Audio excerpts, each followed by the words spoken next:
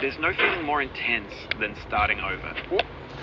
If you deleted your homework the day before it was due, as I have, or if you left your wallet at home and you have to go back after spending an hour in the commute. If you won some money at the casino and then put all your winnings on red but it came up black. If you got your best shirt dry cleaned before a wedding and then immediately dropped food on it. If you won an argument with a friend and then later discovered that they just returned to their original view. Starting over is harder than starting up. If you're not ready for that, like if you've already had a bad day, then what you're about to go through might be too much. Feel free to go away and come back.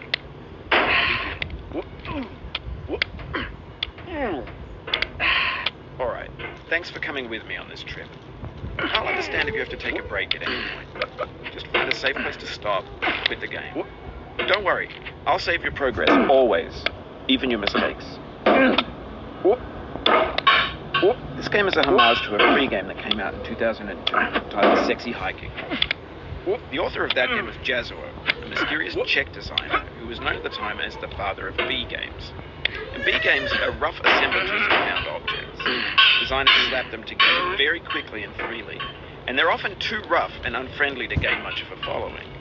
They're built more for the joy of building them than as polished products. In a certain way, Sexy Hiking is the perfect embodiment of a B game.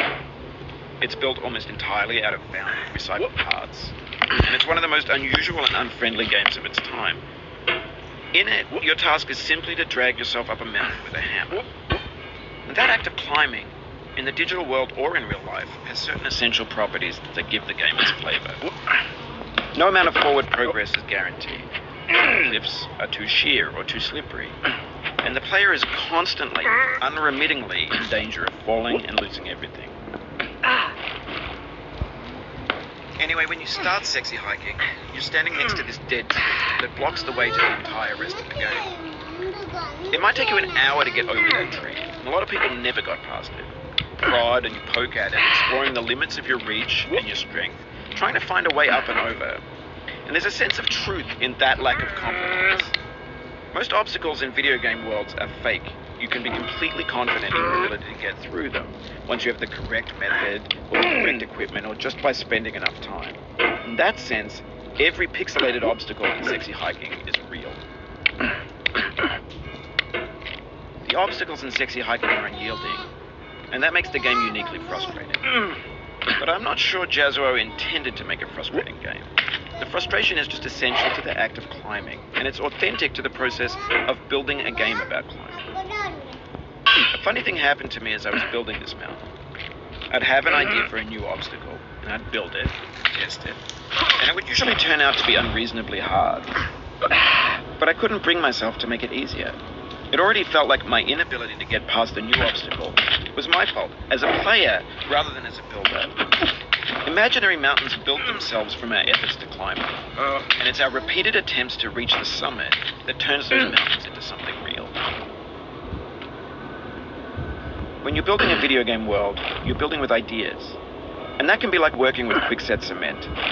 You mold your ideas into a certain shape that can be played with, and in the process of playing with them, they begin to harden and set until they're immutable, like rock. And at that point, you can't change the world, not without breaking it into pieces and starting fresh with new ideas. For years now, people have been predicting that games would soon be made out of prefabricated objects, bought in a store and assembled into a world. For the most part, that hasn't happened, because the objects in the stores are trash. I don't mean they look bad or that they're badly made, although I mean they're trash in the way that food becomes trash as soon as you put it in the sink. Things are made to be consumed and used in a certain context, and once the moment is gone, they transform into garbage. In the context of technology, those moments pass by in seconds.